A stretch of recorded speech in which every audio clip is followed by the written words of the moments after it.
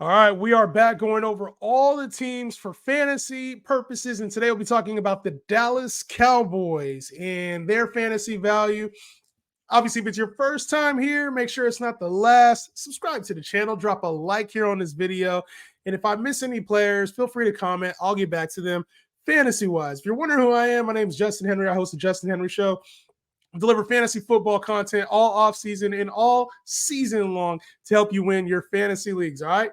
And today we're going to be talking about the Dallas Cowboys. Well, they call them America's team. I don't know if they're America's team no more, but that ain't the case we're going to talk about. We got to talk about fantasy-wise. And, you know, this team actually, for as big as they've been in the past and for how popular of a team they are, in fantasy, there's not a whole lot of options this season, right? Last year, it was supposed to be Tony Pollard, CeeDee Lamb, Dak Prescott. The big three was supposed to carry fantasy teams, and it ended up being a big two. Two players had really good seasons, and there's a couple, there's a couple other, valuable players roster-wise, but as far as star power, it really came down to Dak Prescott and CeeDee Lamb, and I think that's kind of going to be the story of this year as well. Tony Pollard left in free agency, and this team was expected to draft a running back in the draft or sign somebody. They ended up signing somebody, but not who we thought it was going to be. All right, so I'm going to get into quarterback play, running back play, then the wide receivers, and then tight end. And let's talk about if I think I'm optimistic or pessimistic on their value. The first player I'm going to talk about is Dak Prescott. Obviously, Dak Prescott, last year had a hell of a season fantasy-wise. 4,500 yards. He had 36 touchdowns, and he did the one thing that he said he wasn't going to. He said he was going to do, and that's he limited the interceptions. Yes, so he had under 10 interceptions. He said it wouldn't happen. He said he was going to cut down on it, and he did. So he finishes a QB3 overall. If you drafted Dak, you got really good value on him, especially after about the first 3-4 games. He lit it up. He lit it up and got hot. So. Now he's playing for a contract, and if he's the long-term answer for Dallas in real football, I think for fantasy, we love what Dak is doing, but for this Cowboy team, they're evaluating, thinking if they can win a Super Bowl or not. They're in a good division right now. Well, they at least have a top-heavy division when it comes to the Eagles there, but when you start thinking about Dak Prescott and his next chapter and what that looks like, this is still a quarterback fantasy-wise that has a really high floor. So if you're talking about Dak in the back end QB1 conversation, know that he has the potential, the ceiling to still deliver a 4,500-yard season when you're paired up with a guy like CeeDee Lamb. So in redraft, I think Dak is still going to be a value, and he's a name that we've been soured on in the past, and I think it'll be easy to get excited about him or draft him early, but there's some guys with more ceiling being drafted ahead of him when you're talking about, Lamar and CJ Stroud and even a guy like Anthony Richardson. So you have these names ahead of him, plus obviously the elite names. You have these names ahead of him, but do they have the same type of floor that Dak provides? And I don't know if that's the case. I like Dak Prescott this year. I think he's a value. I think he's a value where he's at. I'm not sure I'm going to be reaching on him, though. Like, even though I think he provides good value, there's a lot of good quarterback play. Even some guys with higher upside. I think he's one of the safer options in the top 10. Put it that way. I think we know what to expect with Dak heading into this season. What we didn't expect to know was how this Dallas Cowboys team was going to handle the offseason when it came to running back. Last year there was a lot of controversy about how they handled the position. Obviously, it was a two-headed monster the year before that with EZEKIEL, ELLIOTT, and Tony Pollard. A lot of people thought Tony Pollard was going to be a top 5 to 10 running back, had a lot of upside. He played well in the pass in the backup role, and they gave him the starting workload and work out. He moved on to the Tennessee Titans, and now this team was heading into the NFL draft, expected to kind of be looking for a running back. They didn't draft one. They went all offensive line. They did some defensive line. Actually, really helped out their situation by getting offensive line for whoever the next back was going to be. Come to find out, that running back ended up being EZEKIEL ELLIOTT. So now EZEKIEL ELLIOTT is slated to start for this Dallas Cowboys team on a one-year deal.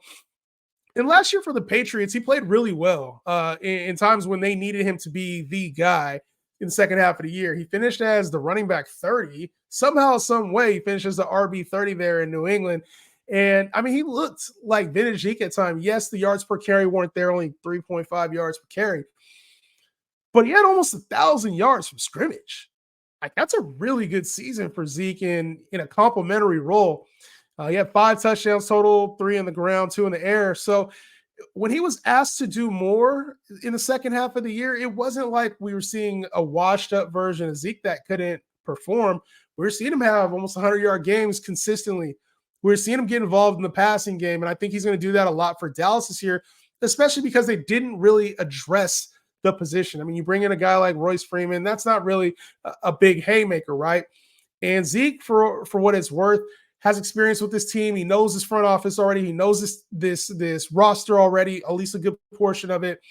I think he's going to come in and play well. So if we can get Zeke outside of the top 30 backs, I think we're getting a steal when it comes to his value. Let's see what happens as ADP shakes up over the offseason. But I kind of like what Zeke brings to the table, especially when you remember the type of TDs he was getting in Dallas just 2 years ago. When it comes to the receiving game, Ceedee Lamb was the number 1 receiver last season. Finished as the WR1 on the year, 1,700 yards, 12 touchdowns, 135 catches. Wow. He's now had back-to-back top 5 seasons. So what are we really expecting this year when it comes to Ceedee Lamb? It's to challenge for the number 1 overall player spot. That's what we're expecting with Ceedee Lamb.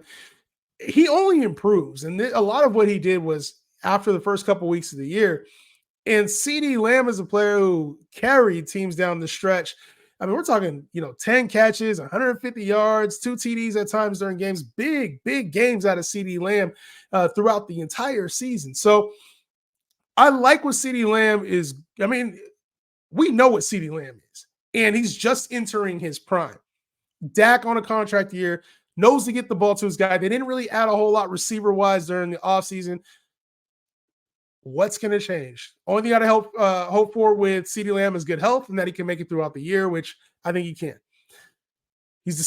Right now, the discussion for Ceedee Lamb is, are you the wide receiver 1 and are you the first pick in the draft? And if you want to take him first overall in your PPR leagues, I got no issue with that.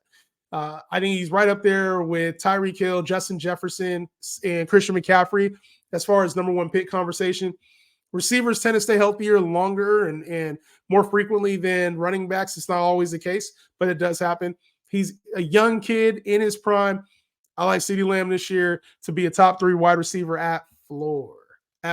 So feel free to take him at the number 1 overall if you're really feeling his situation. Let's see what the schedule looks like. But for now, I'm calling him a top 3 lock at the receiver position, top 5 pick lock in your non-super flex leagues.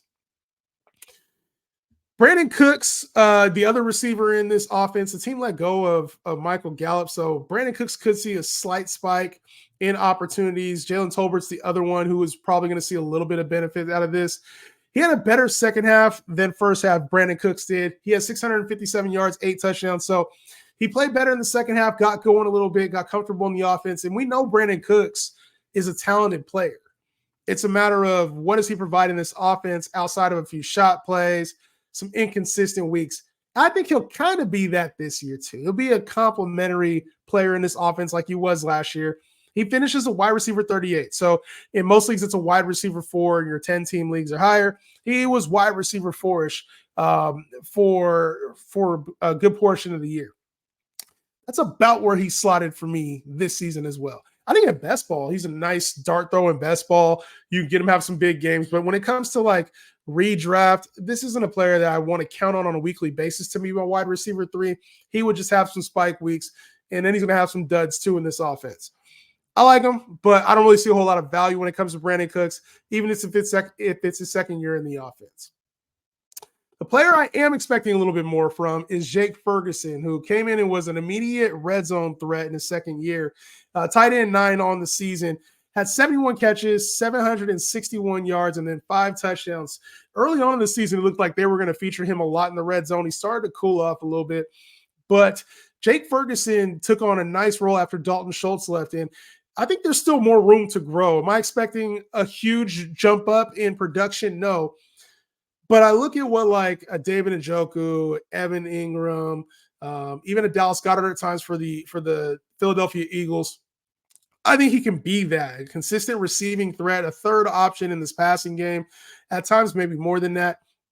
But Jake Ferguson, to me, has a lot of upside at the tight end position, I'd say, for where he's going to be drafted, which is more than likely the back end tight end one conversation outside of like the big 8 to 9 names that are there. I think he'll have some upside. I think you could draft him as your tight end one later in the drafts, but just know he's probably going to be a little bit more touchdown dependent, which I don't think is a bad thing because the Cowboys depend on him for touchdowns. They need him in the red zone. But with Zeke there, who's also a red zone guy, with Ceedee Lamb, who scored a lot of touchdowns last year, just know that the offense, it doesn't go through Jake Ferguson, but I still think he'll be a part of the offense.